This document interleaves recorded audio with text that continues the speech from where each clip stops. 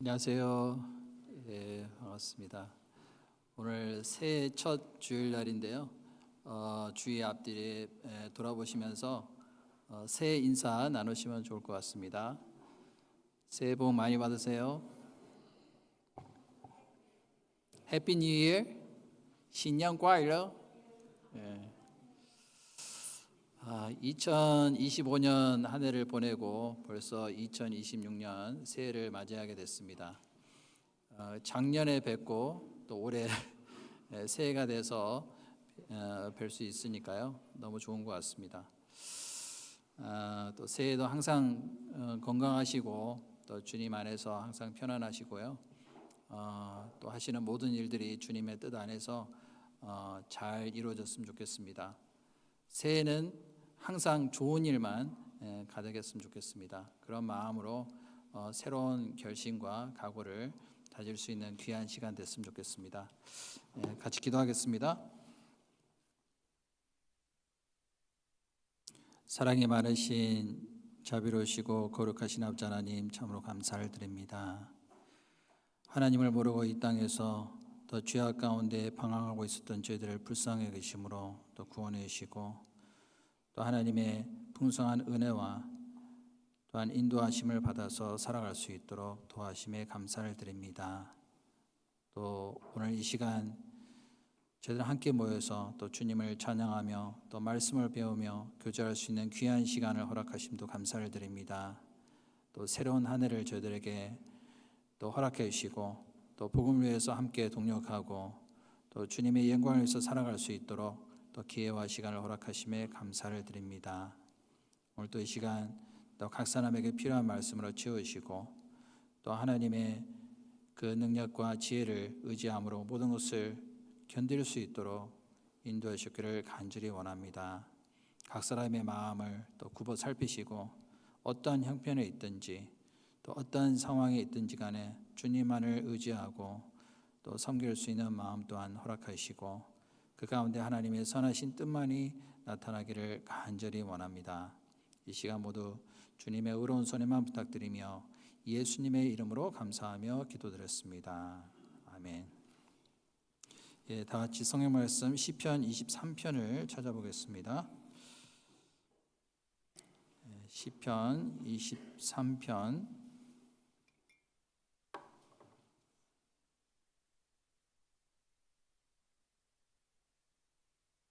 시편 23편 1절부터 6절 말씀을 제가 읽도록 하겠습니다. 여호와는 나의 목자시니 내가 부족함이 없으려다. 그가 나를 푸른 초장에 누이시며 쉴 만한 물가로 인도하시는도다. 내 영혼을 소생시키시고 자기 이름을 위하여 의의 길로 인도하시는도다. 내가 사망의 음침한 골짜기로 다닐지라도 해를 두려워하지 아니할 것은 주께서 나와 함께 하심이라. 주의 지팡이와 막대기가 나를 안위하시나이다.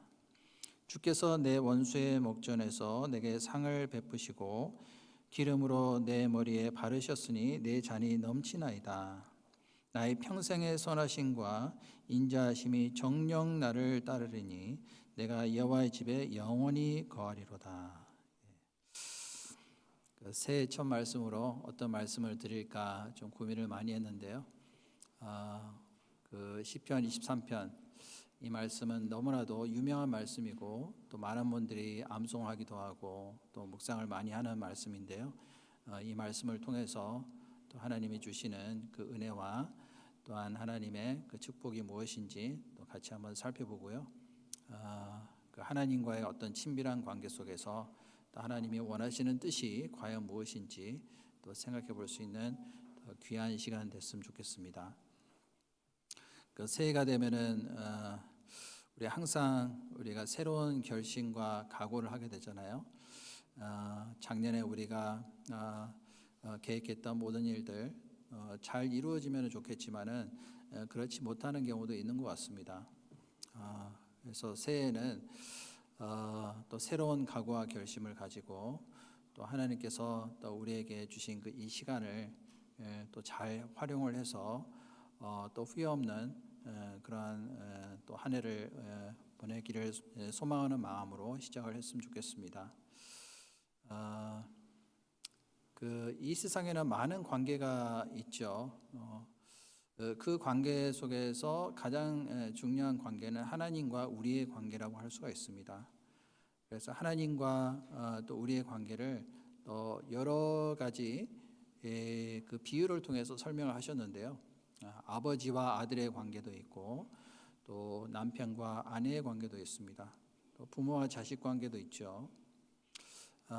그리고 백성과 왕의 관계도 있고요. 종과 주인의 관계도 있습니다. 그 관계를 통해서 하나님과 우리의 관계를 성경을 통해서 우리가 잘 알 수가 있습니다. 그런데 오늘은 특별히 시편 23편 이 말씀을 통해서 목자와 양의 관계를 통해서 하나님과 우리의 관계를 더 살펴보고 이해해 볼 수 있을 것 같습니다.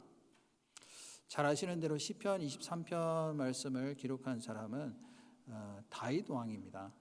다윗이 왕이 되기 전에는 베들레헴에서 양을 치는 목동이었습니다. 그래서 목동으로서 양을 돌보고 또 양을 보호하고 그리고 양을 치는 그 과정 속에서 하나님과 우리의 관계를 더 잘 이해해 볼 수 있었다라고 생각합니다. 때로는 이제 양이 사자라든지 일이라든지 맹수에게 끌려가게 되면은 끝까지 쫓아가서 이제 목숨을 걸고 싸우기도 하고요. 그리고 결사적으로 싸워서 그 양을 건져내는 그러한 일도 행했습니다. 물론 그 과정 속에서 하나님이 지켜주시고 보호하셨기 때문에 그 양을 잘 지킬 수 있었다라고 생각을 합니다. 마찬가지로 하나님도 우리를 목숨처럼 지키시고 그리고 우리를 보호하십니다. 그리고 구원받은 사람을요 한 사람 한 사람 개인적으로 우리를 살피시고 또 지극한 그러한 정성과 그리고 면밀한 그러한 그 세심히 살펴보는 그러한 마음으로 우리를 돌보시는 모습을 볼 수가 있습니다. 그래서 시편 23편 말씀을 우리가 살펴보면요, 하나님이 우리를 얼마나 사랑하시고 그리고 우리를 얼마나 아끼시고 소중히 여기시는지를 알 수 있을 거라고 생각합니다. 그 양이라는 것은요, 특성은 만약에 길을 잃어버리게 되면 전혀 찾아올 수 있는 능력이 없습니다. 뭐 개도 잘 찾아가잖아요. 그리고 돼지도 잘 찾아간다고 합니다. 뭐 소도 잘 찾아가죠. 그런데 양은 한번 집을 잃게 되면은 그 절대로 자기 집으로 돌아올 능력이 없다고 합니다. 그리고 양은요, 만약에 그 맹수를 만나게 되면요, 전혀 자기를 방어할 수 있는 능력도 없습니다. 또 구덩이에 빠지게 되면은 전혀 자기 혼자서 헤쳐 나올 수 있는 능력도 없습니다. 그리고 양은 너무나도 어리석어서요, 만약에 다른 양을 이렇게 쫓아서 가다가 앞에 있는 양이 만약에 낭떠러지 떨어지게 되면은 뒤에 있는 양들도 다 같이 떨어져서 죽는 그런 모습을 볼 수가 있습니다. 그래서 이 양은요, 참 너무나도 어리석죠. 그리고 너무나도 온순합니다. 공격성이 전혀 없죠. 그래서 이 양이라고 하는 동물은 너무나도 연약하고 어리석기 때문에 목자가 반드시 지켜주고 보호해 줘야 됩니다. 그렇지 않으면은 절대로 자기 혼자서 살아갈 능력이 없는 그 동물이 이 양이라고 할 수가 있습니다. 그런데 이 성경에 보면요, 우리가 구원받기 전에 목자 없는 양과 같이 각기 제 길로 갔다라고 말씀을 하시고 계십니다. 이 세상 모든 사람들은 사실은요, 목자 없는 상태에서 태어났다라고 볼 수가 있습니다. 그래서 죄 가운데 방황하다가 결국에는 죽으면은 결국에는 영원한 멸망에 빠질 수밖에 없는 그런 운명을 가지고 우리가 살고 있었던 겁니다. 그런데 목자 없이 우리가 고생하며 유리하는 그 모습을 보시고 예수님이 민망히 여기셨다는 말씀이 있잖아요. 예수님은 나와 같은 죄인을 구원하시기 위해서 이 땅에 오셨고 그리고 우리를 구원하실 뿐만 아니라 목자같이 우리를 지켜주시고 보호하시고 돌보주시기 위해서 이 땅에 오신 겁니다. 그래서 베드로전서 2장 25절에 보면요, 너희가 전에는 양과 같이 길을 잃었더니 이제는 목자와 감독 되신 이에게 돌아왔느니라. 전에는 이라는 것은 무엇을 의미할까요? 구원받기 전에는, 하나님을 알기 전에, 그리고 예수님을 통해서 구원받기 전에, 영원한 생명을 얻기 전에는 전에는 우리도 양과 같이 길을 잃고 목자 없이 방황하던 인생이었습니다. 그런데 이제는 목자 감독 되신 이에게 돌아왔느니라. 이제는 구원받은 이후에는 이제는 주님이 나의 목자가 되셨고 그리고 나의 감독자가 되셨다는 것을 말씀하시고 계십니다. 이것이 얼마나 우리에게는 다행스러운 일이고 그리고 너무나도 감사한 일인지 모릅니다. 그래서 시편 23편 1절 말씀에 여호와는 나의 목자시니 라는 말씀으로 시작을 하고 있습니다. 이 나의 목자라는 그 단어가 굉장히 우리에게는 심오한 진리를 가지고 있는 내용이라고 할 수가 있습니다. 나의 목자가 되셨다. 나의 개인적인 어떤 목자로서 나를 돌봐주시고 보호해 줄 것을 우리에게 설명하는 겁니다. 그래서 다윗은 시편 23편 첫 번째 말씀으로 여호와는 나의 목자시니라는 신앙 고백을 하게 됩니다. 그래서 오늘 말씀의 주제가 여호와는 나의 목자시니. 자, 이 말씀에요 참 너무나도 많은 내용이 포함이 되어 있습니다. 사실 이 세상을 창조하시고 또 만유를 다스리시는 그 하나님이 나의 목자가 되셨다라는 것, 이것만큼 놀랍고 너무나도 감사한 일은 없을 거라고 생각을 합니다. 이 광활한 그 우주 속에서 나 같은 사람은요, 사실은 먼지만도 못한 사람이잖아요.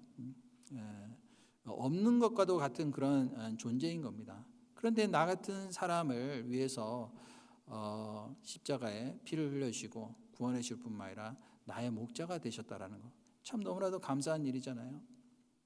이 말씀 잠깐 접어두시고요. 시편 39편을 보시겠습니다.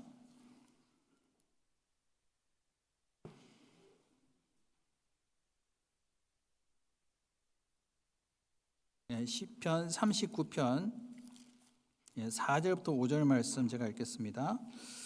여호와여 나의 종말과 연한의 어떠함을 알게 하사 나로 나의 연약함을 알게 하소서. 주께서 나의 날을 손넓이만큼 되게 하시며 나의 일생이 주의 앞에는 없는 것 같사오니 사람마다 그 든든히 선 때도 진실로 허사뿐이니이다. 자, 나의 종말과 연한의 어떠함을 알게 하사. 자, 우리는 이 세상에서 잠깐 왔다가 잠시 살다가 결국에는 가는 인생에 불과한 겁니다. 우리의 시작도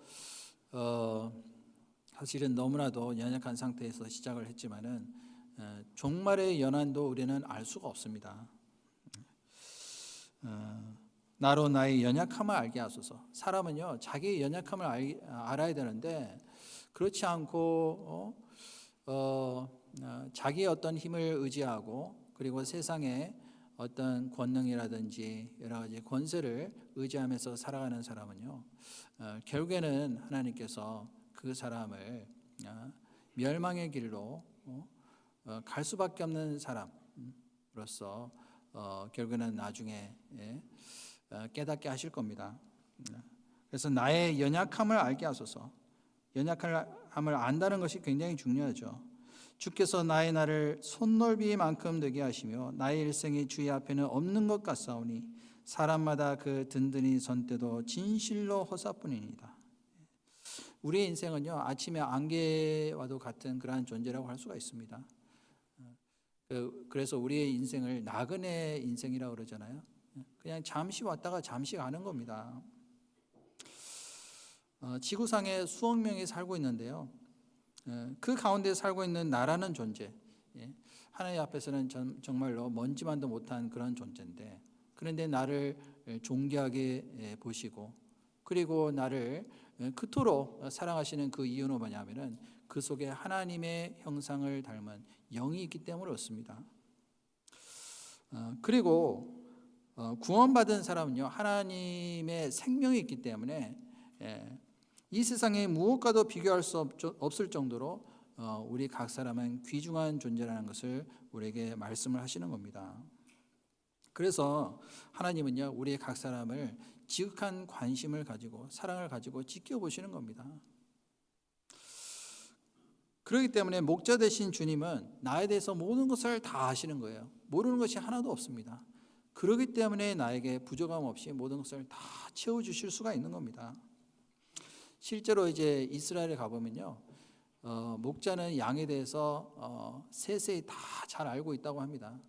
그 양이 어떤 성격을 가지고 있는지, 그리고 어떤 문제를 가지고 있는지 다 일일이 세심하게 살피고 있기 때문에 그렇습니다. 어떤 양은 내성적인 양도 있을 수도 있고, 어떤 양은 외향적인 양이 있을 수도 있겠죠. 그리고 어떤 양은 겁이 너무 많아서 무서움을 많이 타는 양이 있을 수도 있습니다. 근데 어떤 양은요, 호기심이 너무 많아서 자꾸 이제 무리에서 이탈하려고 하는 그런 양도 있을 겁니다. 그리고 어떤 양은요, 식욕이 너무 왕성해서 먹는 걸 너무 좋아해요. 너무 많이 먹는 양도 있고, 어떤 양은 너무 안 먹는 양도 있을 수도 있습니다. 그리고 어떤 양은 한쪽 다리를 다쳤는지 쩔뚝거리는 양도 있겠죠. 그런 양은 목자가 더 관심을 가지고 지켜봅니다. 그리고 더 세심히 살펴보겠죠. 더 관심을 가지고 이제 돌봐줄 수밖에 없습니다. 이와 같이 주님은요, 우리 각 사람의 약점을 다 아십니다. 약점도 있고 또 단점도 있겠지만은 장점도 있겠죠. 좋은 점도 있고 안 좋은 점도 있잖아요. 그거를 하나님은 다 아시는 겁니다. 우리의 마음도 다 아시잖아요. 그렇기 때문에 그 목자이신 그 주님만이 나를 인도해 주실 수가 있고 부족함 없이 채워주실 수가 있는 겁니다. 시편 139편도 같이 찾아보겠습니다. 시편 139편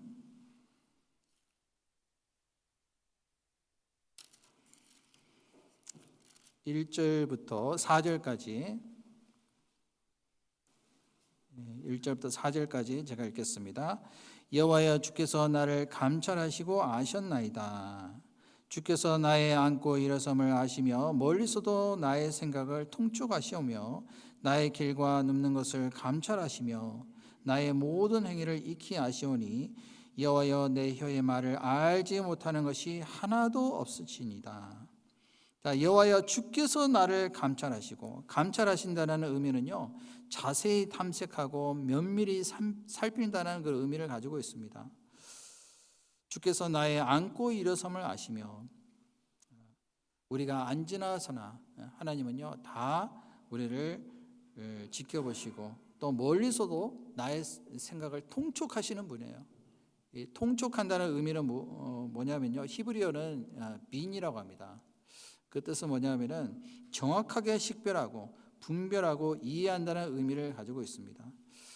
하나님은 나의 생각도 정확하게 아시고 나의 마음도 정확하게 이해하십니다. 어떨 때는 우리 살다 보면은 내 마음도 내가 잘 모르는 경우가 있잖아요. 내가 왜 이런 행동을 했을까? 내가 왜 이런 마음을 먹었을까? 나도 나 자신에 대해서 잘 알지 못하는 경우가 많이 있잖아요. 근데 주님은 다 아시는 겁니다. 나의 사정과 형편을 하나님은 다 이해하시고 다 아신다라고 말씀하셨습니다. 그래서 나의 길과 눕는 것을 감찰하시며 나의 모든 행위를 익히 아시오니, 나의 행위까지도 하나님은 다 살피십니다. 때로는요, 우리는 우리 몸에 대해서도 잘 모르는 경우가 있어요. 우리 신체 구조에 대해서도 잘 모르는 경우가 있죠. 여러분들 우리 몸속에 뼈가 몇 개 있는 줄 아세요? 잘 모르시죠? 성인 몸속에 있는 뼈가 보통 206개가 있다고 합니다. 그러면은 그 뼈들이 어떻게 움직이고 어떤 작용을 하는지 우리는 세세히 알지 못하는 경우도 있잖아요. 그런데 하나님은 다 아십니다. 하루에 몇 번 우리가 숨을 쉴까요? 우리는 모르죠. 심장이 몇 번 뛸까요? 모릅니다. 여러분들 머리카락 개수가 몇 개나 될까요?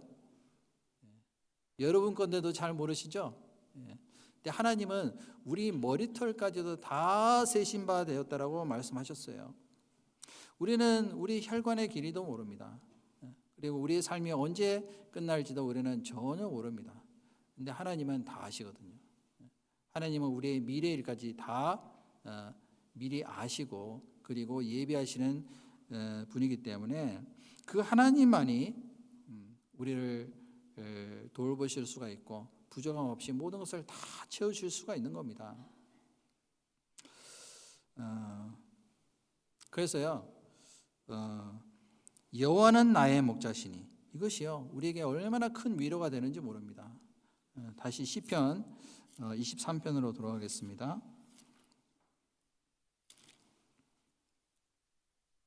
시편 23편 1절을 제가 다시 한번 읽겠습니다. 여호와는 나의 목자시니 내가 부족함이 없으려다. 부족함이 없다는 것은 무엇을 의미할까요? 모든 것을 다 충만히 채워주실 수가 있다는 겁니다. 하나님은 나의 목자시기 때문에 내 이름도 다 기억하시고 이름대로 부르시다라고 말씀하셨거든요. 왜 부르실까요? 부족함 없이 다 채워주시기 위해서 부르시는 겁니다. 실제로 이제 목자는요, 그 양의 이름을 다 기억하고 그 이름대로 부를 수가 있다고 합니다. 우리는 서로 이름을 어떨 때는 기억할 때도 있고, 뭐 부를 때도 있겠지만은 갑자기 생각이 안 나는 경우도 있잖아요. 근데 하나님은 별의 이름도 다 기억하시고 그 이름대로 부르신다라고 말씀하셨거든요. 우리의 이름도 하나님은 다 아시고 이름대로 부르십니다. 그리고 어떤 문제가 생겼을 때 하나님은요, 어떻게 해야지만이 올바른 결정을 할 수가 있고 어떻게 해야지만이 정확하게 해결할 수 있는지 해결책도 하나님은 다 알고 계십니다. 우리는 살다 보면은 자 이럴 때는 어떻게 해야 될지 참 막막할 때도 많이 있잖아요. 결정을 못할 때도 많이 있습니다. 그 결정을 하고 난 다음에도 그 결정이 정말 올바른 결정인지 확신을 못하는 경우도 많이 있습니다. 근데 하나님은요, 나를 위해서 모든 것을 예비하시고 그리고 준비해 주셨을 뿐만 아니라 올바른 길을 갈 수 있도록 또 인도하시고 도와주시는 분이라는 것을 우리가 기억을 해야 되겠습니다. 그리고 아주 적절한 시기 그리고 아주 적당한 방법으로 우리 각자에게 필요한 것을 다 공급해 줄 수 있는 분이기 때문에 부족함 없이 채워주실 수가 있는 겁니다. 그래서 부족함이 없으려다 이 말씀이요 참 우리에게는 너무나도 위로가 되는 겁니다. 사람은 살다가 보면은 부족한 것들이 많이 있잖아요. 우리는 항상 부족한 것들이 많은 사람들입니다. 어떤 사람은 물질적으로 부족한 사람들도 많이 있겠지만은 어떤 사람은 충분히 많이 가지고 있는데도 불구하고 항상 부족함을 느끼는 사람들이 있죠. 항상 마음은 공허한 경우가 있잖아요. 솔로몬이 그랬습니다. 솔로몬은 이 세상에 부족함 없이 살았던 사람이라고 할 수가 있습니다. 부와 영광을 다 누리고 그리고 그것을 다 즐겨본 사람이잖아요. 이 세상에서 이 솔로몬처럼 부유한 사람은 없을 겁니다. 그리고 700명의 그 후비들과 그리고 300명의 빈장들과 함께 살았잖아요.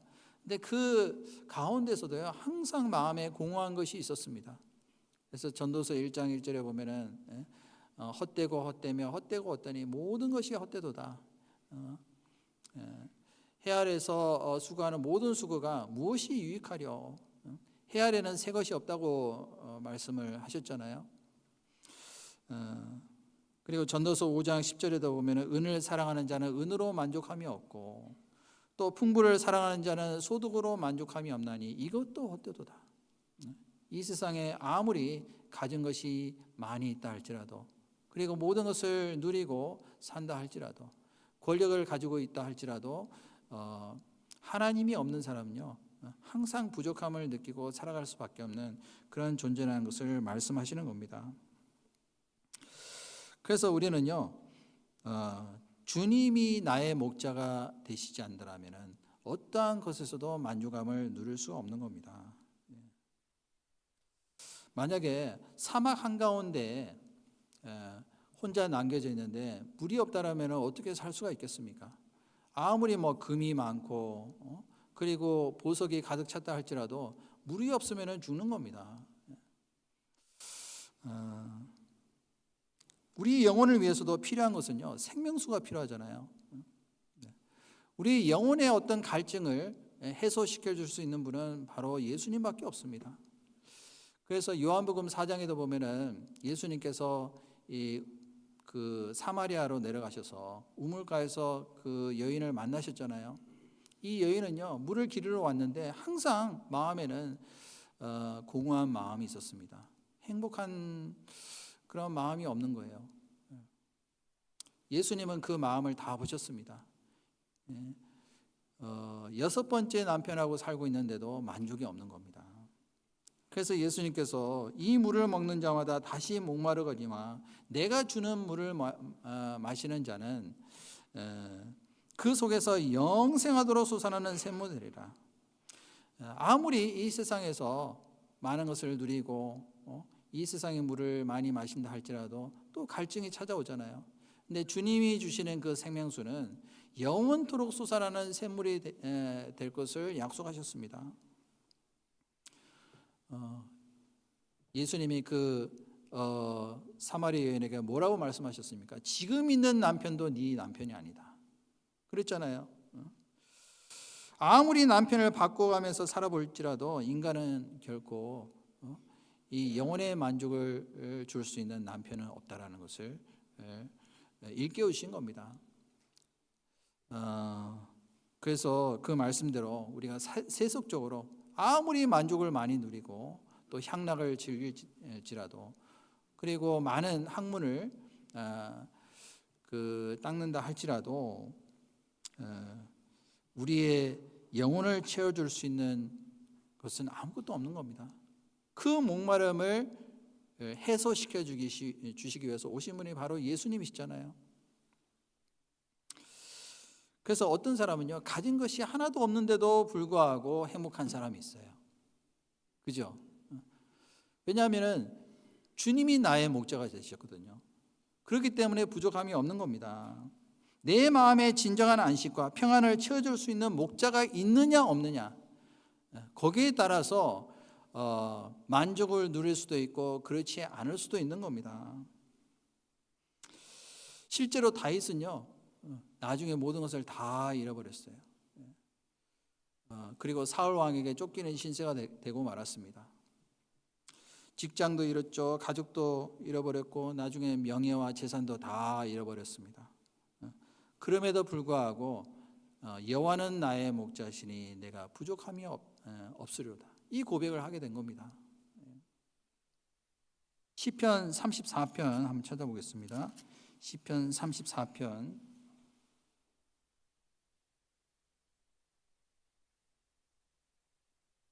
9절부터 10절입니다.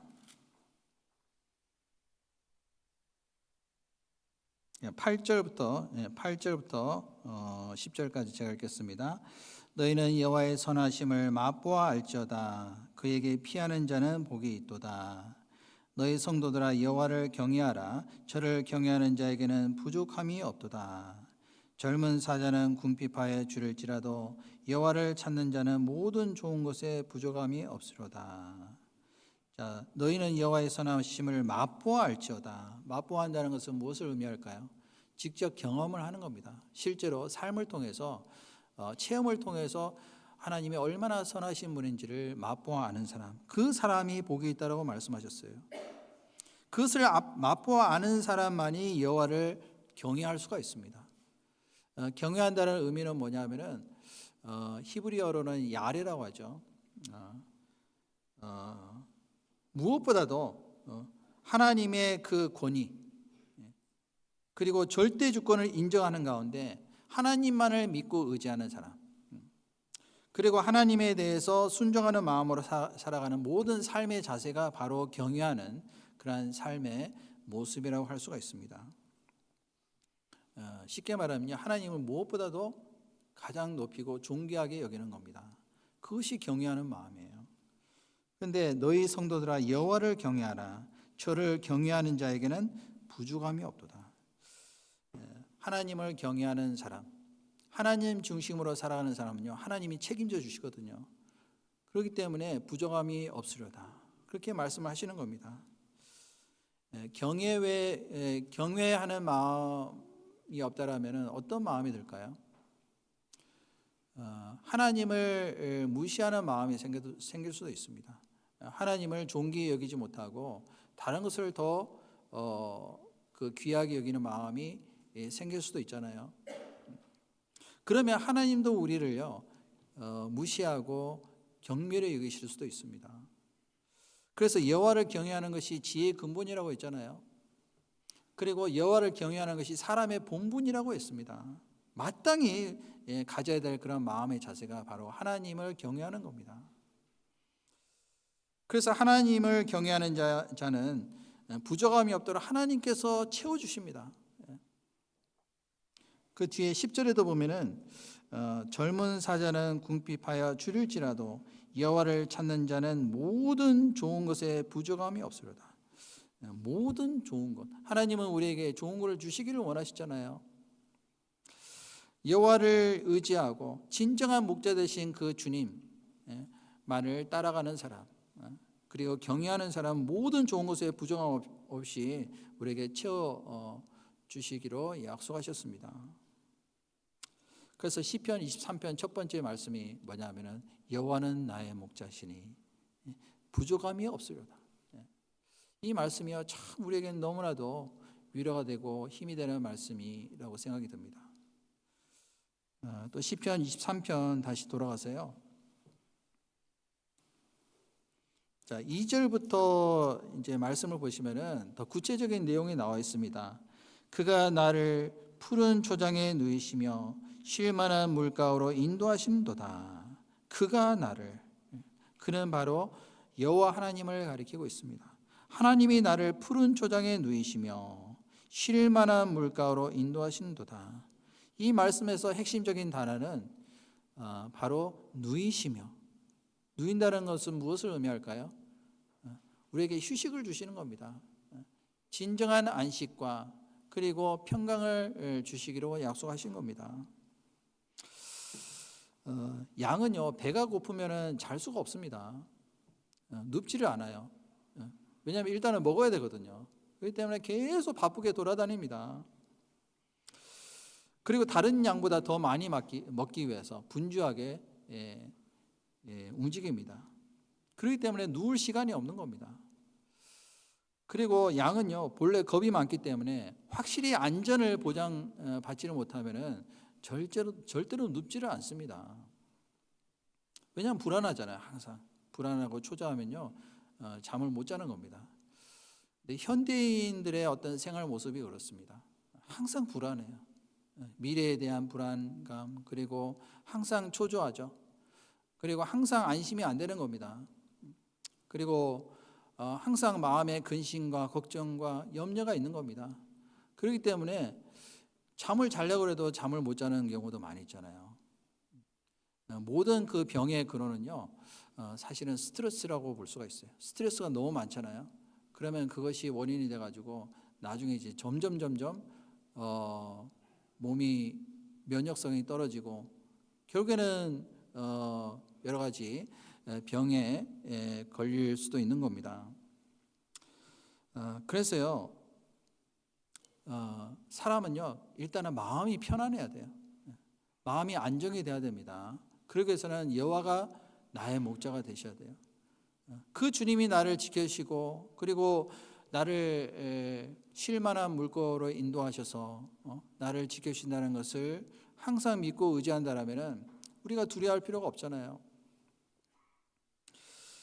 저도 이제 잠을 자는 것을 잘 자는 것을 굉장히 중요하다고 생각하거든요. 왜냐하면은 우리가 하루 동안에 3분의 1을 잠을 자야 됩니다. 사실은 3분의 1.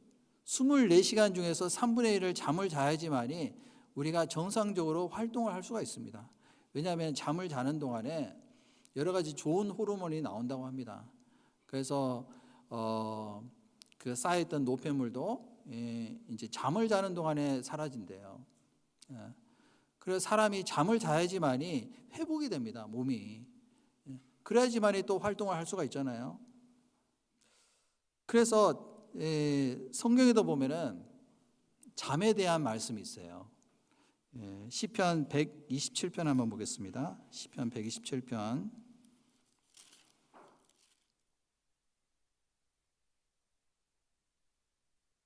2절, 시편 127편 2절 말씀 찾으셨으면은 한 목소리로 같이 읽겠습니다.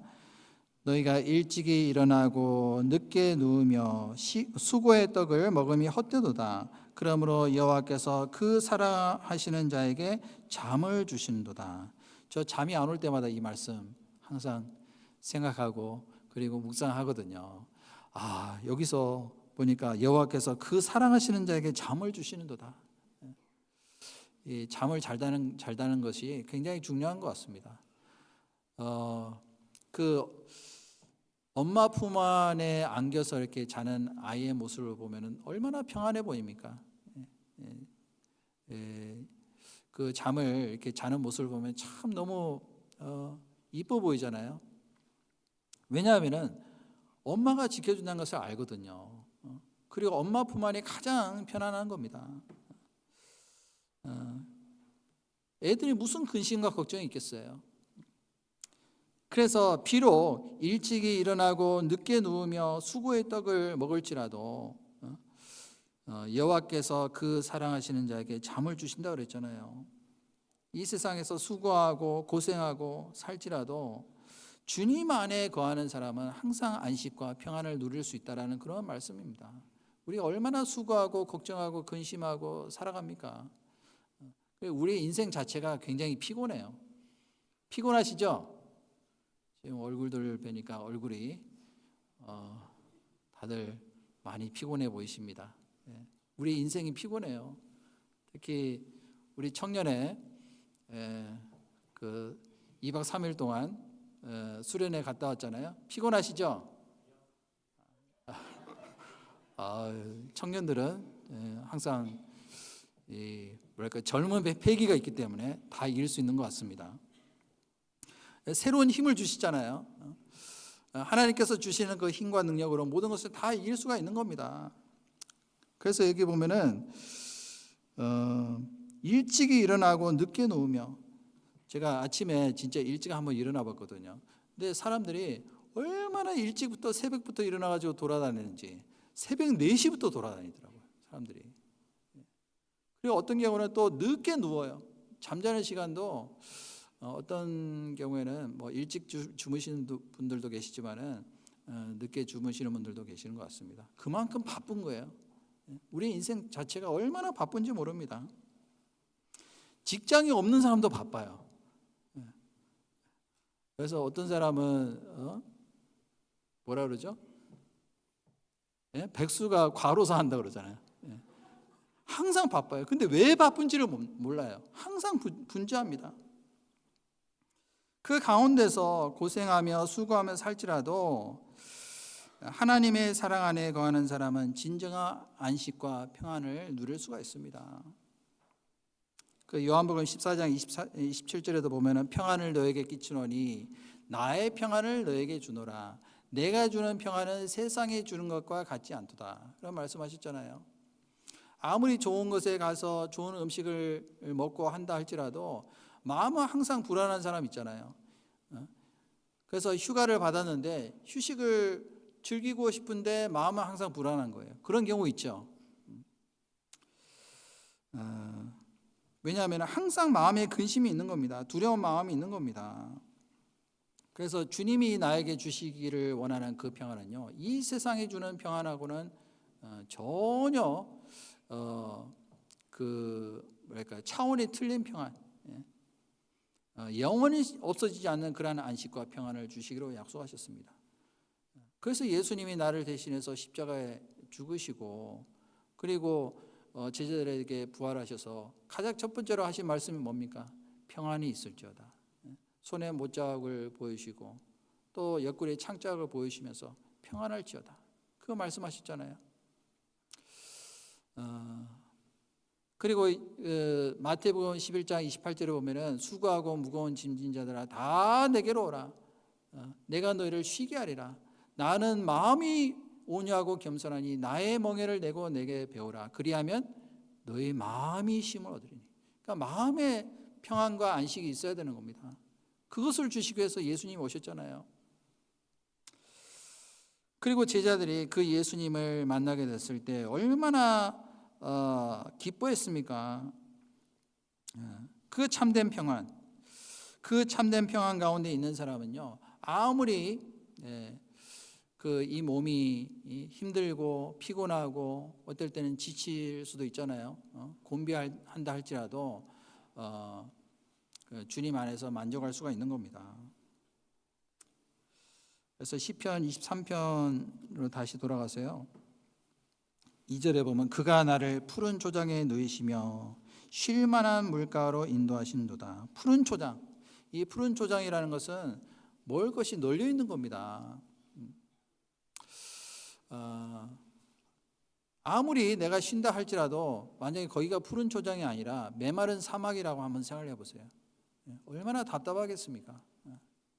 거기서는 쉴 수가 없는 겁니다.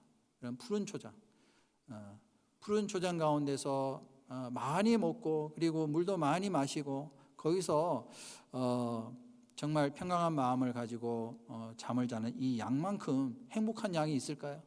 참 행복하겠죠. 그래서 쉴만한 물가로 우리를 인도하시는 겁니다. 그래서 3절에 보시면 내 영혼을 소생시키시고 자기 이름을 위하여 의의 길로 인도하신도다. 여기 보면은 소생시키신다는 말씀이 있어요. 회복시키시는 겁니다. 계속. 구원받은 이후에도 우리 영혼을 소생시키시는 그러한 일을 하십니다. 그리고 자기 이름을 위하여 의의 길로 인도하십니다. 자기의 이름. 결국에는 하나님의 거룩하신 이름을 위해서, 하나님의 거룩하신 뜻을 위해서 우리를 의의 길로 인도하십니다. 이 세상에는요, 두 가지 길이 있습니다. 악인의 길이 있고 의인의 길이 있습니다. 근데 사람들은요, 어떤 길로 가야지만이 의의 길인지를 알지를 못해요. 왜냐, 하나님의 인도하심을 받지를 못하기 때문에 그렇습니다. 근데 시편 1편에 보면은 복 있는 사람은 이라고 시작이 되죠. 악인의 꾀를 쫓지 아니하며 죄인의 길에 서지 아니하며 오만한 자의 자리에 앉지 아니하고 오직 여호와의 율법을 즐거워하며 그 율법을 주야로 묵상하는 자로다. 그 사람이 가장 복 있는 사람이라고 했습니다. 이 복이라는 그것은요, 히브리어로 에시르라고 합니다. 에시르라는 뜻은 뭐냐면은 쉽게 말하면은 길을 따라서 간다, 그런 뜻이에요. 하나님이 정해놓으신 길을 따라서 가는 사람, 그 사람이 가장 복 있는 사람이라고 말씀을 하시는 겁니다. 그런데 그 길을 따라서 살려면은 목자의 음성을 우리가 정확하게 분별해야 되겠죠. 왜냐하면 이 세상에는요, 선한 목자이신 분이 한 분밖에 안 계시거든요. 근데 사꾼 목자들이 너무나도 많은 겁니다. 그래서 그 잘못된 목자를 따라서 가게 되면 결국에는 악인의 길로 가는 겁니다. 죄인의 길에 서게 되는 겁니다. 그리고 오만한 자에 앉게 되는 거예요. 그 이스라엘에 가보면은 실제로 이 목자가요, 들판에서 양들을 부를 때 특별한 소리를 낸다고 합니다. 그래서 이 양들은요, 자기 목자의 음성을 정확하게 분별한대요. 다른 사람이 아무리 똑같이 흉내를 내도요, 미동도 하지 않습니다. 근데 목자가 부르면은 금방 따라가거든요. 왜냐하면 목자마다 그 목소리가 조금씩 틀리는 겁니다. 근데 사꾼 목자들은요, 아무리 흉내를 내도 그 음성을 정확하게 분별하기 때문에 절대로 따라가지 않습니다. 이 세상에도 사꾼 목자들이 얼마나 많이 있습니까? 거짓된 목자들이 많이 있잖아요. 아무리 예수님처럼 똑같은 그런 흉내를 내고 한다 할지라도 분별을 해야 되거든요. 양은 분별력이 없으니까 따라가는 겁니다. 이 세상에는 얼마나 많은 거짓된 목자들이 있는지 모릅니다. 그 미혹을 받게 되면 결국에는 잘못된 길로 가는 겁니다. 부드러운 말로 얘기를 하기도 하죠. 사람들이 듣기 좋은 말을 합니다. 죄나 심판, 지옥에 대해서는 전혀 얘기하지 않습니다. 그러니까 사람들이 듣기 좋아하죠. 그 말을 듣고 따라가는 그 사람은요, 결국에는 멸망의 길로 갈 수밖에 없는 겁니다. 시편 95편 7절을 보겠습니다. 시편 95편 7절.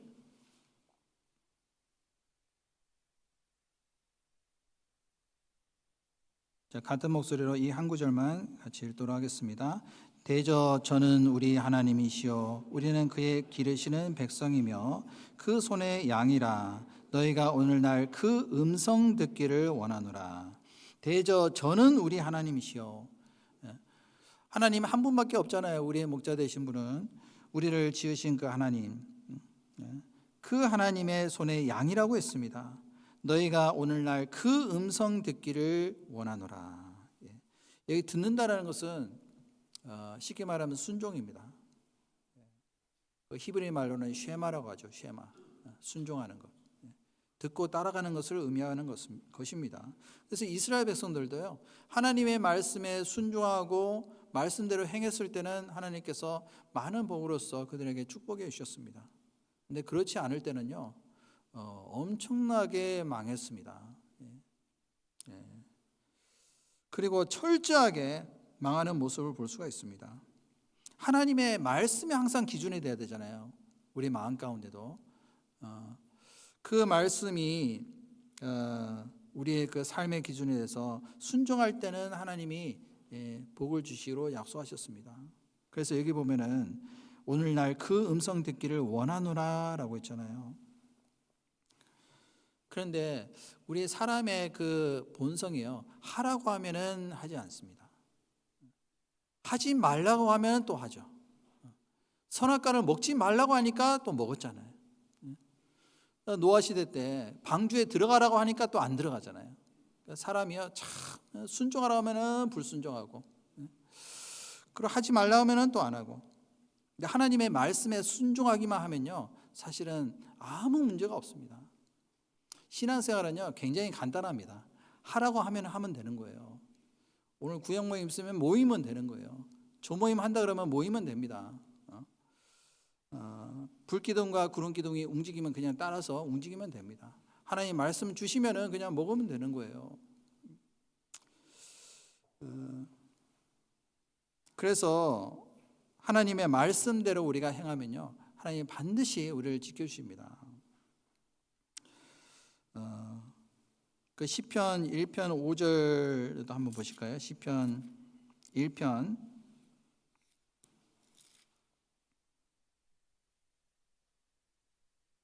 5절부터 6절 말씀 제가 읽겠습니다. 그러므로 악인의 심판을 견디지 못하며 죄인이 은혜의 회중에 들지 못하리로다. 6절은 같이 읽겠습니다. 대저 의인의 길은 여호와께서 인정하시나 악인의 길은 망하리로다. 의인의 길은 하나님께서 인정하시고 아시고 받아주시지만은 악인의 길은 결국에는 망하게 돼 있습니다. 하나님을 대적하는 그 사람은 결국에는 망하게 돼 있어요. 이 세상이 그렇잖아요. 이 지구의 역사가요, 사람들이 생각하기에는 영원히 지속될 거로 생각합니다.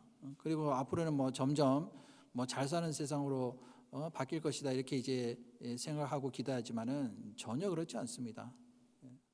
요즘 시대가 뭐 AI 시대라 그러잖아요. 그리고 문명이 발달하고 이제는 점점 사람이 잘 사는 세상으로 바뀌게 될 것이다. 천만의 말씀입니다. 세상 곳곳에 하나님께서요, 지금 얼마나 많은 재앙을 내리신지 모릅니다. 작년 한 해 동안에 그 기상이변을 해서 얼마나 많은 사람이 죽었습니까? 자연의 재난은 점점 더 심각해지고 있습니다. 왜냐하면 하나님이 작정하신 기한이 다 찼거든요. 그런데도 불구하고 사람들의 그 죄악은요, 점점 더 관영하고 있습니다. 자연 환경은 점점 파괴되고 있죠. 모든 것이 이제는 한계점에 도달했습니다. 대기 오염, 기상 오염, 그리고 곳곳에 흉년이 들죠. 그리고 또 그 경제적으로도 지금 점점 안 좋아지고 있잖아요. 물가는 점점 올라가고 있죠. 사람들은요, 굶어 죽는 사람이 얼마나 많은지 모릅니다. 작년 한 해 동안 통계를 보니까요, 하루에 굶어 죽는 사람만 4만 명에서 5만 명이라고 합니다. 하루에 굶어 죽는 사람이. 1년에 굶어 죽는 사람만 1,800만 명 된다고 합니다. 오늘도 5만 명이 굶어 죽었어요. 오늘도. 그리고 이제는 세계 경제 대공황이 올 수 있다라고 이제 전문가들은 경고를 하고 있습니다. 이것을 해결할 수 있는 대책이 없어요. 난리와 난리의 소문이 계속 있다라고 말씀하셨잖아요. 처처의 기근과 지진이 있다라고 말씀하셨습니다. 나라가 나라를 대적하고 그리고 민족이 민족을 대적합니다. 그저께도 뉴스 들으셨죠? 베네수엘라 그 대통령을 체포해 버렸어요. 그런 적이 있었을까요? 지금 인류 역사 가운데 가가지고 그냥 잡아와 버린 거예요. 그러므로 해서 민족 간의 어떤 분쟁, 그리고 나라 간의 분쟁 점점 심해질 겁니다. 다 문제는 뭐냐면요, 사람들이 먹고 살기엔 너무 힘든 겁니다. 그런데 성경에 뭐라고 되어 있습니까? 먹든지 마시든지 무엇을 하든지 다 하나님의 영광을 위해서 하라고 말씀하셨잖아요. 그리고 하나님의 영광스러운 이름을 위해서 우리는 의의 길로 인도함을 받아야 됩니다. 그래서 시편 23편 다시 돌아가서요, 3절 말씀 제가 다시 읽겠습니다. 내 영혼을 소생시키시고 자기 이름을 위하여 의의 길로 인도하신도다. 4절 말씀해 보시면요, 내가 사망의 은침한 골짜기로 다닐지라도 해를 두려워하지 아니할 것은 주께서 나와 함께 하심이라. 주의 지팡이와 막대기가 나를 안위하시나이다. 자, 사망의 음침한 골짜기를 다닐지라도 두려워하지 아니할 것은 주께서 나와 함께 하심이라. 하나님은 목자가 양을 인도하듯이 지팡이와 막대기로 항상 나를 지켜주시고 인도하시고 어디를 가든지 나와 함께 하신다라고 약속하셨습니다. 다윗도 얼마나 많은 대적이 있었습니까? 그리고 눈물 골짜기, 또 사망의 음침한 골짜기를 얼마나 많이 통과를 했습니까? 극심한 환난과 여러 가지 견디기 힘든 그 핍박 가운데서도 하나님이 나를 지켜주시고 나와 함께 하신다는 그 사실을 믿고 의지함으로 모든 것을 다 이길 수가 있었던 겁니다.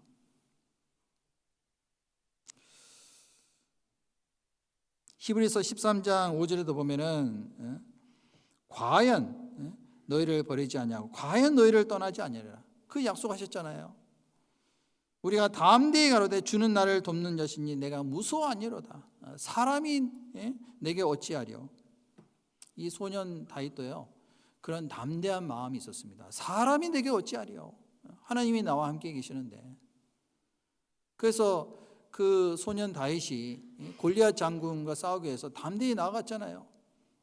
아무도 그 앞에 두려워서 떨면서 나아가지 않는 그러한 상황 속에서요, 다윗은 주님을 의지하고 하나님의 능력을 믿음으로 인해서 이 골리앗과 싸우기 위해서 담대히 나아갔습니다.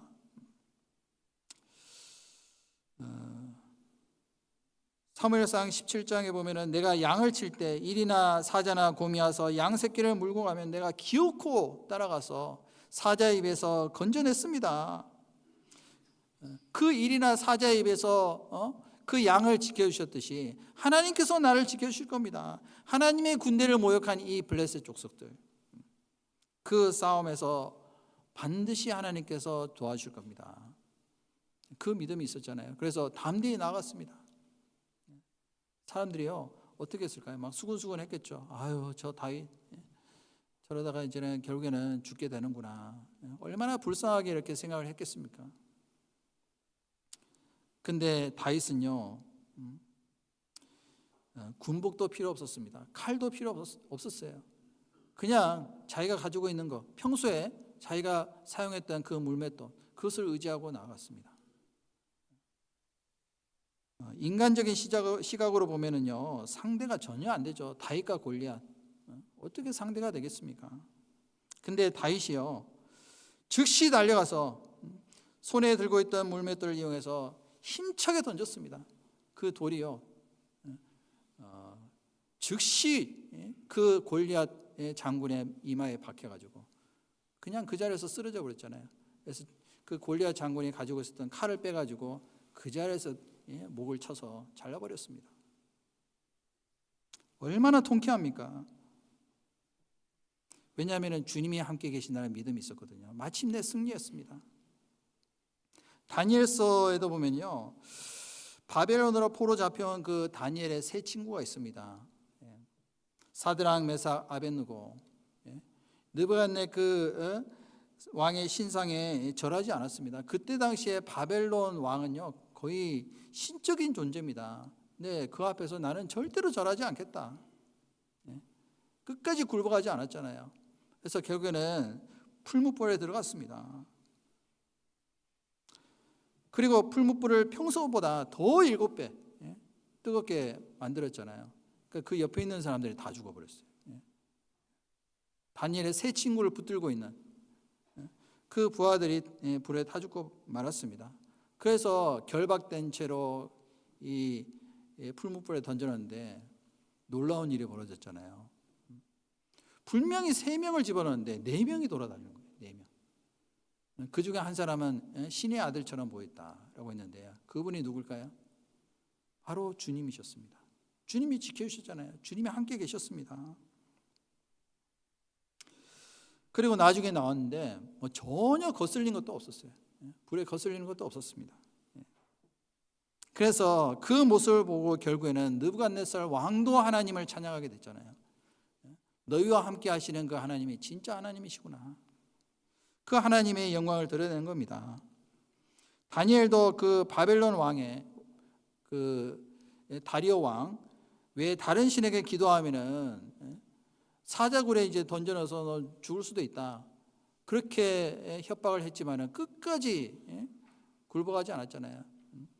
그 전에 행하던처럼 하루에 3번씩 하나님께 기도했습니다. 그래서 결국에는 사자굴에 던져졌죠. 그런데 그 가운데서도 하나님의 선하심을 끝까지 믿고 신뢰했습니다. 그래서 사자의 입을 하나님이 막으셨잖아요. 그 사자굴 속에 있는 다니엘을 하나님이 지켜주신 것처럼 우리도 지켜주실 것을 우리는 믿을 수가 있습니다. 왜냐하면 하나님은 항상 우리와 함께 계시거든요. 요한일서 5장 4절에 보면은 대저 하나님께로서 난 자마다 세상을 이기느니라. 세상을 이긴 이김은 이것이니 뭐라고요? 너의 믿음이라. 믿음이 모든 것을 다 이기는 겁니다. 하나님을 신뢰하는 사람은 하나님이 반드시 보호하시고 그리고 지켜주시고 인도해 주십니다. 마가복음 4장 한번 찾아보실까요? 마가복음 4장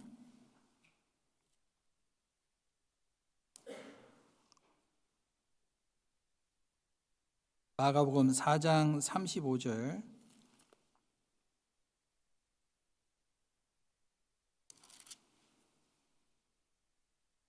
(35절부터) 38절까지 제가 읽겠습니다. 그날 저물 때 제자들에게 이르시되 우리가 저편으로 건너가자 하시니 저희가 무리를 떠나 예수를 배에 계신 그대로 모시고 가매 다른 배들도 함께 하더니 큰 광풍이 일어나며 물결이 부딪혀 배에 들어와 배에 가득하게 되었더라. 예수께서는 고문에서 베개를 메시고 주무시더니 제자들이 깨우며 가로되 선생님이여 우리의 죽게 된 것을 돌아보지 아니하시나이까. 자, 이 말씀 다 아시는 내용이죠. 한 번은 예수님께서 배를 타고 건너편에 이제 가게 되었는데 다른 배들도 함께 그 배를 따라가고 있었습니다. 근데 갑자기 큰 광풍이 일어났습니다. 그래서 물결이 부딪혀서 파도가 쳐가지고 물이 계속 들어오는 겁니다. 근데 그 와중에도 예수님이 잠을 주무시고 계셨어요. 주무시고 계셨습니다.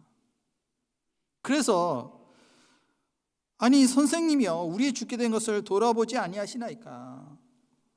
그때 예수님이 뭐라고 말씀하셨습니까? 39절에 보시면 예수께서 깨어 바람을 꾸짖으시며 바다더러 이르시되 잠잠하라 고요하라 하시더니 바람이 그치고 아주 잔잔하여지더라. 40절은 같이 읽겠습니다. 이에 제자들에게 이르시되 어찌하여 이렇게 무서워하느냐, 너희가 어찌 믿음이 없느냐. 예수님은 무엇을 책망하셨을까요? 믿음이 없는 것을 책망하셨습니다. 어찌 믿음이 없느냐. 지금 예수님 함께 계시는데도 그들은 믿음이 없는 겁니다. 주님이 우리와 함께 계시는 것을 우리는 알면서도요, 어떨 때는 과연 하나님이 나를 도와주실까, 나를 지켜주실까 의심하는 마음이 있을 수도 있거든요. 의심하는 마음을 가지고 있는 사람은 마치 바람에 물겨 요동치는 바다 물결 같다라고 말씀하셨잖아요. 우리는 주님과 함께 같은 배를 타고 가고 있습니다. 근데 마치 어떨 때는요, 주님이 주무시는 것처럼 이렇게 생각합니다. 그런데 나를 지키시는 그 주님이 졸지도 않으시고 그리고 항상 나와 함께 하신다는 그 사실을요, 우리는 잊어버릴 때가 있거든요. 그러면은 항상 두려워하고 또 불안에 떨고 그리고 그 가운데서 낙담하는 경우가 있는 겁니다. 그래서 어떨 때는요, 고난을 통해서 우리의 믿음을 시험하십니다.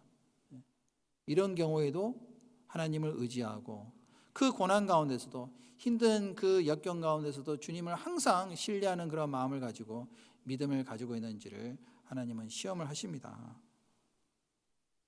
그리고 주님은요, 항상 지팡이와 막대기로 나를 안위하십니다. 안위한다는 뜻은 무엇을 의미할까요? 항상 위로해 주시는 겁니다. 그 안위의 그 사전적인 의미는 따뜻한 말이나 행동으로 마음을 어루만져주며 괴로움이나 슬픔을 달래주다, 그런 의미를 가지고 있습니다. 영어로는 그 안위하다, 위로하다, 그것을 comfort라고 그러죠. comfort. 이게 뭐냐면은 come이라는 것은 함께라는 뜻을 가지고 있고, 그리고 port라는 것은 힘을 돋궈주다, 그런 의미를 가지고 있습니다. 함께하면서 힘을 주다, 그것이 위로예요. 헬라어로는 파라칼레스라고 그러죠. 파라칼레스. 곁에 있다, 그런 뜻이에요. 사람은요, 누가 옆에 있느냐에 따라서 위로를 받을 수도 있고 받지 못할 수도 있는 겁니다. 주님은 항상 우리와 함께 계시로 약속하셨잖아요. 우리가 살다 보면은 뭐 아픔이 있을 수도 있죠. 그리고 때로는 실패할 수도 있습니다. 그리고 때로는요, 정말 그 낙심할 수도 있는 거예요. 절망할 수도 있습니다. 근데 그 가운데서도 우리가 잊지 말아야 될 것은 주님이 나와 함께 계시고 그리고 항상 막대기와 지팡이로 나를 안위하신다는 겁니다. 진정으로 나의 사정과 형편을 이해하실 뿐만 아니라 나의 모든 문제를 해결해 주실 수 있는 그 분을 의지하고 살아간다면 우리는 그것으로 인해서 만족할 수 있잖아요. 위로받을 수 있잖아요. 이 사도 바울도 얼마나 많은 고난과 핍박과 그리고 어려움이 있었습니까? 그 가운데서도요, 하나님은 나의 위로자시다, 그것을 항상 마음에 의지하고 믿었습니다. 고린도후서 1장 찾아보실까요? 고린도후서 1장 3절.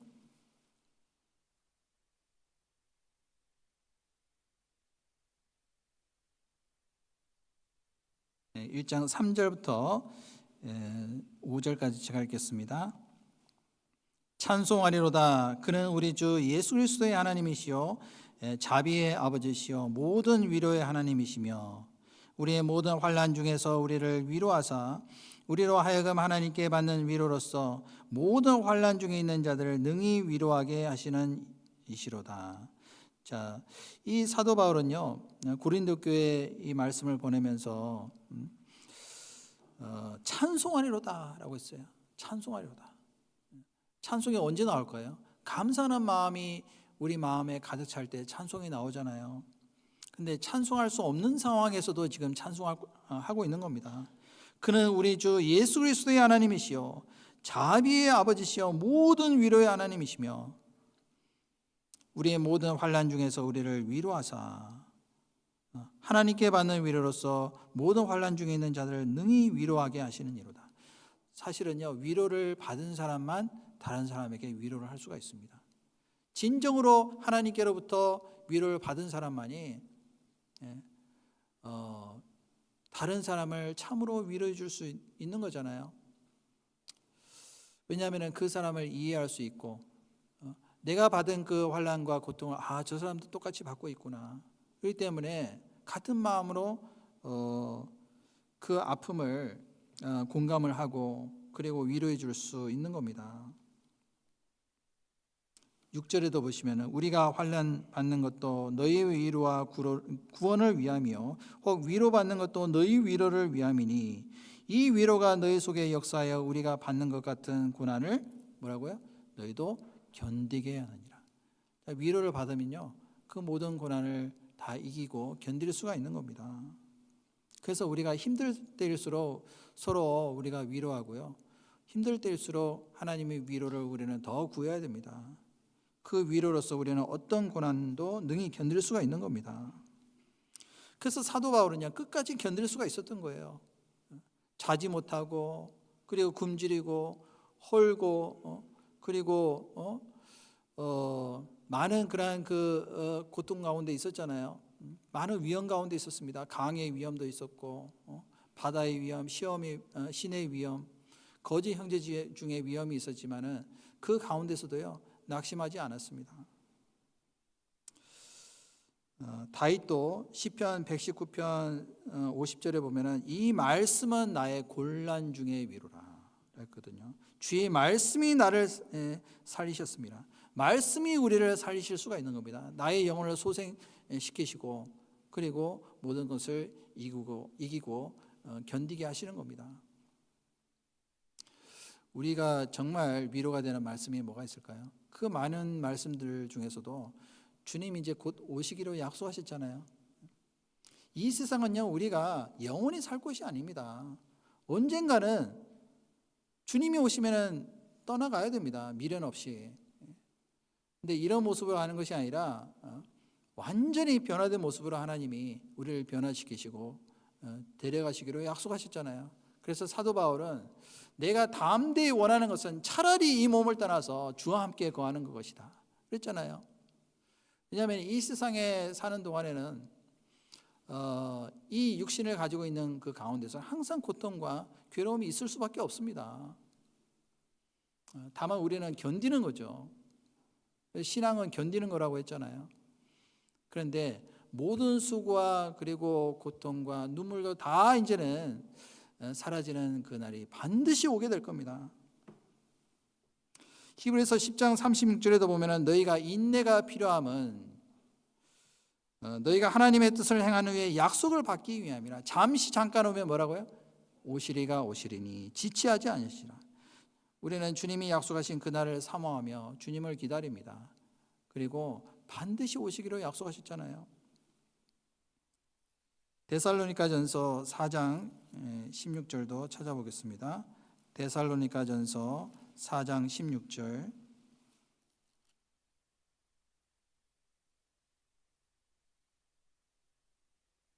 (4장 16절부터 18절까지) 제가 읽겠습니다. 주께서 호령과 천사장의 소리와 하나님의 나팔로 친히 하늘로조차 강림하시리니 그리스도 안에서 죽은 자들이 먼저 일어나고 그 후에 우리 살아남은 자도 저희와 함께 구름 속으로 끌어올려 공중에서 주를 영접하게 하시리니 그리하여 우리가 항상 주와 함께 있으리라. 18절은 같이 읽겠습니다. 그러므로 이 여러 말로 서로 위로하라. 이 여러 말로, 이 말씀으로 위로하라고 말씀하셨습니다. 그리하여 우리가 항상 주와 함께 있으리라. 저는 항상에다가 동그라미 쳐놨거든요. 항상 우리와 함께 거하시기로 약속하신 이 말씀을 우리는 위로받을 수 있습니다. 물론 지금도 항상 거하시지만은 이 땅에서 주님과 함께 거하는 것이 아니라 영원한 천국, 완벽한 그 하나님의 나라에서 우리는 항상 하나님과 거할 그것을 사모함으로 우리는 주님을 기다릴 수가 있는 겁니다. 그리고 주님 앞에 가면 영원한 위로를 받을 겁니다. 그 거지 나사로가 천사들에게 받들려서 아브라함 품에 들어갔잖아요. 그래서 저는 여기서 위로를 받고 라고 했잖아요. 근데 그 부자는 뭐라고 했어요? 부자에게 뭐라고 말씀하셨습니까? 너는 불꽃 가운데 고난을 받을 것이다. 구원받은 사람은요, 영원한 위로를 받습니다. 요한계시록 21장 4절에도 보면은 모든 눈물을 그 눈에서 씻기심에 다시 사망이 없고 애통하는 것이나 곡하는 것이나 아픈 것이 다시 있지 않으리니 처음 것들이 다 지나갔습니다. 이제는 다 지나가는 거예요. 이 세상도 결국에는 다 지나갑니다. 세상 정욕도 모든 것이 다 지나가요. 성경에 나와 있는 말은 아니지만은 이 또한 지나가리라. 이 또한 다 지나갑니다. 인생은 지나가는 거예요. 결국에는 우리는 다만 천국의 소망을 바라보며 하늘의 상급을 쌓는 일을 위해서 살아야 되겠습니다. 그래서 2026년 하나님께서 우리에게 새로운 한 해를 또 허락하셨는데요. 분명히 이유가 있을 거라고 생각합니다. 저 이제 새해가 됐을 때요. 한편으로는 한숨이 나오더라고요. 주님이 아직도 안 오셨네. 그러면서 또 한편으로는 하나님께서 나에게 또 1년 더 기회를 주시는구나. 후회 없는 삶을 살지 말라고, 하나님의 영광을 위해서 또 힘있게 살아가라고 하나님께 새해를 주셨구나. 거기에 대해서 감사하는 마음이 생기더라고요. 그래서 올 한 해 동안 우리를 인도하신 그 하나님, 또 지금까지 지켜주신 그 하나님, 우리가 정말 의지하면서 또 나에게 주어진 그 또 한 해를 살면서요, 모든 삶을 하나님께 다 맡겨드리고요, 너희 모든 염려를 주께 맡겨버리라고 했잖아요. 그런 마음으로 산다면은 우리의 걸음을 항상 선한 길로 인도해 주실 거로 믿습니다. 믿으시죠? 그런 마음으로 또 올 한 해 2026년 또 힘있게 살아갔으면 좋겠습니다. 같이 기도하겠습니다. 저희를 사랑하시는 자비로우시고 거룩하신 아버지 하나님, 참으로 감사를 드립니다. 저희들을 영원한 멸망 가운데서 건져주실 뿐만 아니라 또 하나님의 자녀로 삼으시고 영원한 천국에 대한 소망을 가지고 살아갈 수 있도록 인도해 주심에 감사를 드립니다. 또 2026년 또 새해를 맞이해서 또 새로운 마음과 결심을 다지는 시간이 될 수 있도록 각 사람의 마음을 붙들어 주시고, 더욱더 주님의 영광을 위해서 하나님께서 저희들에게 맡기신 그 복음의 사명을 위해 힘있게 살아갈 수 있도록 또 필요한 지혜와 능력으로서 충만히 채우시기를 간절히 원합니다. 어떠한 경우에도 실망하지 않고 또한 낙심하지 않고 또 주님만을 바라보며 모든 것을 참고 견디며 승리하는 삶을 살 수 있도록 도와주시고, 항상 주님이 나의 목자 되심을 잊지 않고 늘 기억하며 살아갈 수 있도록 도와주시옵소서. 나머지 모든 시간도 주님께 의탁드리며 예수님의 이름으로 감사하며 기도드렸습니다. 아멘. 다 같이 찬송가 442장 같이 찬송하겠습니다.